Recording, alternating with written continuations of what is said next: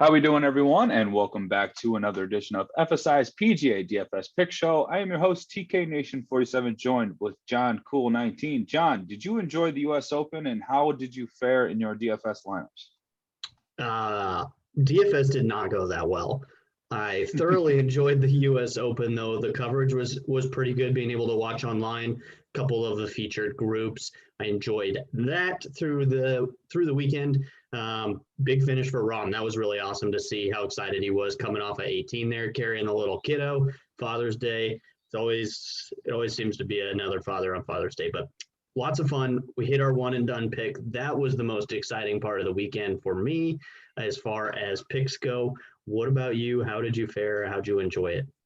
I got a good chunk back, but overall didn't fare too well. Friday seemed to kill me with Kokrak and Hatton going completely backwards. You know, a lot of those guys in the PM wave just erupted and ejected out of the cut line. So that was kind of where my week was lost. But yeah, like you said, we dominated our one and done pick. I feel like we were saving him for the right moment and we nailed it. I think when we get to that slide, you'll see a fun surprise because it was really cool talking about that on Sunday. So let's get into the Travelers Championship. If you guys had not had a chance to give John's preview for the course breakdown and overall stats outlook for the week, give that a look before you watch this video. Pause this, go back, watch that, get yourself ready to get to the picks. Vice versa, whatever you feel like doing, but give that a like and a comment on what you feel is going to be a good statistical outlook and course breakdown. Awesome job out of you, John. Now let's get into the picks. My favorite of the week is going to be Brooks Koepka at 10-7, 18-1. I actually feel like those odds are really good considering the type of golfer we have here. Brooks Koepka is either a win or top five. So I think you're really looking at a guy that can, play for your money. He does have a tendency to not show up at some of these lesser events, but we're coming off of a huge US Open. He has playoffs coming up. He has Ryder Cup on the overall distance. There's still one more major. There's still a lot to play for. I think Brooks and his team are ready for another win. He's playing really well. The irons are there, 4.2 last week at the US Open, 8.5 tee to green. That's really strong ball striking numbers. He even putted well, probably the best he's putted since his second place finish at the WGC Mexico. That was at the concession in Florida. So he's in really good form, and I love the overall upside that you get for Brooks Koepka in his price tag and betting number. How about you, John? What is your thoughts on Brooks, and who is your favorite play of the week?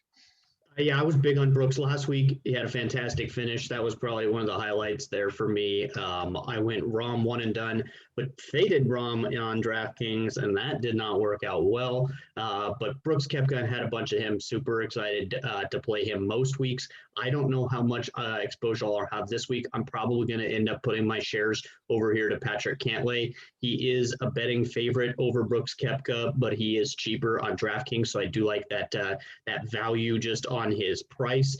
His course history is really good as well. He made his last 3 cuts here at the Travelers. All 3 of those were top 15 finishes. And his form is okay. He does have 4 missed cuts out of his last 10. And usually I don't talk about guys who are missing 40% of their cuts, but really the cuts that he does make, he makes the most out of it. He does have a win at the Memorial during that stretch, 2nd place at the Amex, 3rd at the AT&T, and then 2 additional top 15s. So he's pretty much finishing top 15 or missing the cut. I do like that upside here for Patrick Cantlay this week. He also ranks 4th in my little model for just Pete Dye courses. And he also ranks 21st in the field for putting on bent grass. And then the basic stats that we're looking at, kind of focusing our model on this week. He's 8th on approach, 5th greens in regulation. He's 2nd ball striking, really long off the tee as well. He's top 15 birdies or better. So there's a ton to like here on Patrick Cantlay this week. I might load up a whole bunch. He is certainly in contention for me for a one and done play, but I might hold out and use him at the remainder of the year. There's only a handful of events, but he's up there on my short list. Yeah, I definitely like Patrick Cantlay this week. He does putt well on POA. This is a Northeast POA course. Let's hope he can bring some of that California swag over here to the East Coast, because he's certainly destroying anything out in California. I hope he can continue to do so out here on the East Coast. Let's get into some of our favorite value plays of the week. I think the most important thing to talk about here is you cannot play a Pete Dye course without playing Siwoo Kim. You got a decent number at 8,500 as well for DFS lineups. 35 to 1 is not terrible either. We're talking about a guy that's won the Players Championship. That's at TPC Sawgrass. The Amex is a little bit of a Pete Dye design with some of the different courses they have out there. He won that event earlier this year. 40th last week at the US Open. I really like that form. He's gaining strokes off the tee. He's gaining strokes tee to green, approach. It just depends on which putter shows up for Siwoo Kim. He didn't gain strokes last week, but that's, some of the most difficult conditions you can have in a course of the year. But he did gain 3.1 at the Memorial, which is in Ohio, not too far away from where we're at now. I like Siwoo Kim, definitely like Sam Burns. I played him last week. He was really coming into a cut, and he just kind of lost it at the end. And I'm just not gonna fall off a guy just because he missed the cut at the US Open.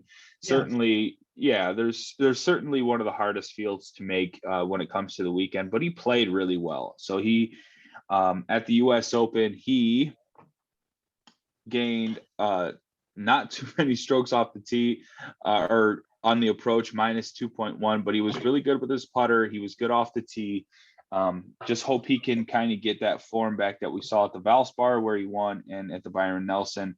Third at Genesis, I've heard a lot of course comps for, how the greens are playing here at the Travelers Championship. So I really like that correlation. I just think he's on the cusp of getting back into form. 11th on the approach in the last 50 rounds. So let's hope some of that long-term form comes into play for Sam Burns. He is a good ball striker. What are your thoughts on these two guys, and who are your favorite values?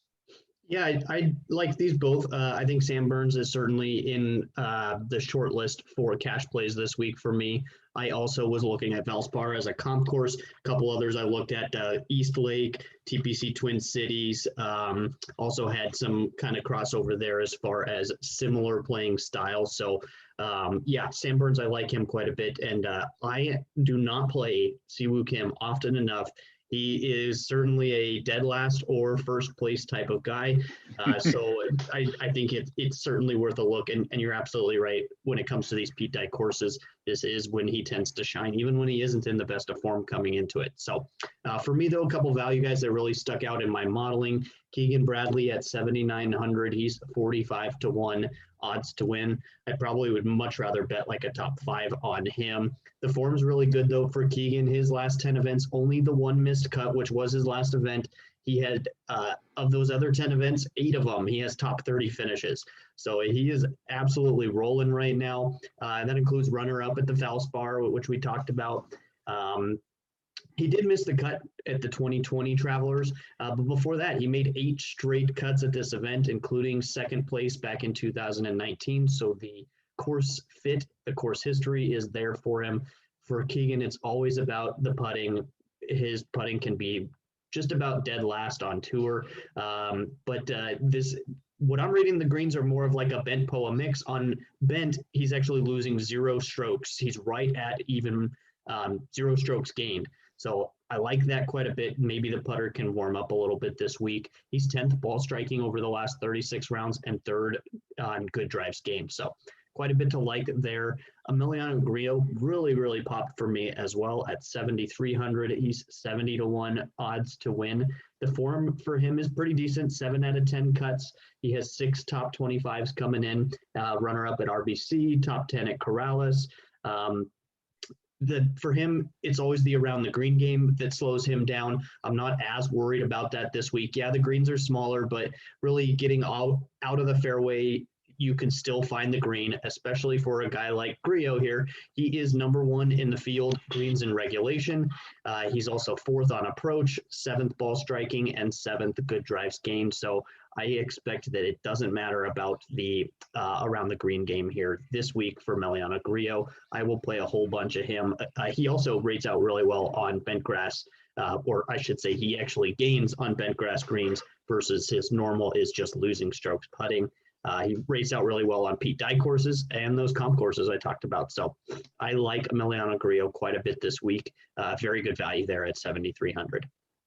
Absolutely. I think these are both cash. Yeah, one more Both thing on cash. Grillo I didn't mention, just his odds, the 70-1 win, 70-1 odds to win. That's the same price you're getting right now on Leishman, same price you're getting on Max Homa, same price you're getting on Phil Mickelson. And those guys are all 7,500 to 8K. So I think you're getting an excellent price on DraftKings here as far as that 7,300 mark. Yeah, absolutely. I think these are two good cash plays to consider for your Yes. cash builds this week. Certainly, guys, I was hoping to talk about today, but when you said you were going to talk about them, I was like, all right, well, good. We got that covered, because definitely the two guys that lead the way in the 7K for cash options. All right, sleeper time. Now, the last time I bet my sleeper, I won $1,700 and KH Lee won the, the Byron Nelson, I believe KH Lee won. So I have bet my sleeper again, and this is Guido Migliozzi, the young Euro Italian star, fourth last week, the talk of Twitter in our small little niche bubble. 7,200.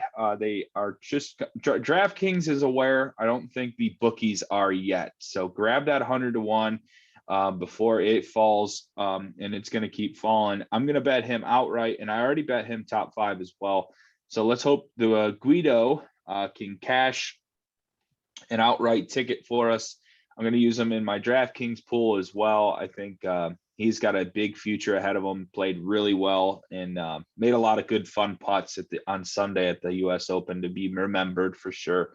Your thoughts on Guido, and who is your sleeper of the week?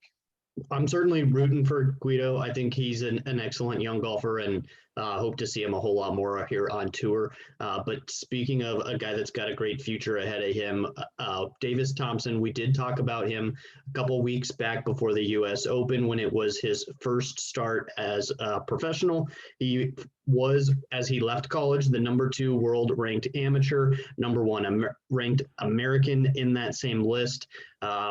He's at 6,300 this week, which I think is really, really too low here for Davis Thompson. He is going to be much higher than that as we get into the next few events. He is right now qualified to play in all of the Korn Ferry Tour events. He does not have a tour card, but he does have a sponsor exemption this week. We will also see him at the Rocket Mortgage Classic coming up in a couple weeks as well. So we're going to see him a handful of times over the next month or two here as the season gets towards the playoffs. He's up, unless he wins, he's not going to be there. But we should see him a handful of times here. And then probably during swing season, he'll definitely get some sponsor exemptions, get to play. He's a great golfer, Georgia Bulldog. He, coming in college, he had 17 top 10s and 3 wins over his 4 years, but really he shined in his senior year. He had 2 wins, 6 top 10s, and that's in just 10 events played. And then he played at the Palmetto a couple weeks ago, 35th place. He was $7,200 on DraftKings that week. He's $6,300 this week. I am not sure why. That field was absolute trash, and he was 7,300, and now we have a tougher field. Yeah, he's down to 6,300. I think it's a great price. I'm not expecting him to win, but I think he has a great chance to make the cut, maybe shoot for like a top 25 or something like that. Yeah. Absolutely pay off your 6,300 price tag. His stats, he's kind of more of a ball striker. He's better on approach than he is off the tee. The around the green game could use some work, and the putting, from what we've seen, it needs some work as well. But I think that everything is there for him to have an excellent career, and hopefully he takes off early for me this week. Yeah, I think that's a great top 20 bet, actually. With the 400-1, you're certainly going to get some good placing odds on Davis Thompson. 6,300 is way too cheap.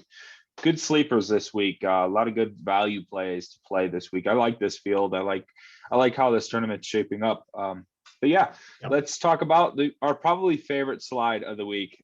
Coming off of 2 big wins, John has crashed into the money in 301st place. That's awesome. We both hit John Rahm. That's unbelievable. I jumped about 1,000 spots. Hoping to hit another one with Paul Casey, coming off of 7th place at the U.S. Open, 4th at the PGA. And we were talking comp courses. You were talking about the Valspar. He is a 2-time winner at the Valspar. So pretty pumped for Paul Casey this week as my one and done. Who's yours? I'm going to take Abe Answer just on Paul Casey coming into at this moment in my model. He's #1 ranked golfer. I touted Cantlay. I feel better about him overall, but Paul Casey is #1 in my model this week. I love him a lot. Abe Answer for me, though, is going to be my one and done pick, I believe, unless I get cold feet on Wednesday night and change it. But I like Abe Answer. The course history is good. The stats fit right in here for him. I think he's a very good course fit. And as far as events remaining, we're looking at nine PGA events. We're not playing the Olympics. We're not playing the Barracuda. So there's a couple events that won't be part of the one and done competition. So yeah, 9 events left, 1 major, 1 WGC, 2 playoff events. So only a couple big money events left. I've got a couple golfers kind of set aside for that. Yeah. Give me Abe Answer this week. I think I'm in a fantastic position, probably not to win, but I could crack the top 100 with another win this week. I think I'd be just outside the top 100 if I were to take in first prize money on Abe Answer. So let's see if we can do it. Yeah, absolutely. I think you're definitely in the driver's seat here, sitting in 301st. I'm just hoping I can get another winner, because it seems like when you hit those winners, you jump drastically. And if I can maybe nail one more before this year ends, I might sneak into the cash. And that is my hope, kind of double my money. And, overall, this was just a fun learning experience as our first giant one and done prize pool. I'm sure we'll be back for next year. And we'll have a better strategy, a better understanding of how the year goes. And we're really looking forward to it. And looking forward to this week. John, is there anything else to add on the Travelers Championship? For me, I'm really excited. Just like you said, I think the kind of the texture of the slate, if you will, it's really nice. I think there's some great price players. There's some decent guys in the 6K range that you can feel comfortable slipping into a lineup. Probably not cash, but just the 10K range is kind of loaded with some good golfers, but it's not, I don't think that there's just one guy that's going to steal all the ownership. So it'll be spread out there. Really excited for this week. Yeah, it's going to be a really fun week. Really love the builds. All right. Thank you guys, and give us a like and a comment below. You can find our Discord channel at FSI_DFS. You can get that link in the bio. You can get to the core plays, the player model, the projections, all of the content you could possibly need for the week. And you can get all that, like I said, at the link. And you can follow me at TKNation47. And this is John Cool 19. And good luck to everyone this week. And last but not least, I will be out for the week. No showdown videos unless, John, you feel up to doing a few. That is totally on you. But I will be on vacation. So it'll be John's show from here until I get back. This was going to be probably a lengthy one for me. Long overdue. I haven't had a good long vacation in a while. So hopefully I'm not getting eaten alive on the North Carolina shores by the sharks. So I'm going to enjoy myself. And John, best of luck. And I'm sure you will have a very good, profitable week. Let's get it. That's right. Take it easy, guys. Bye.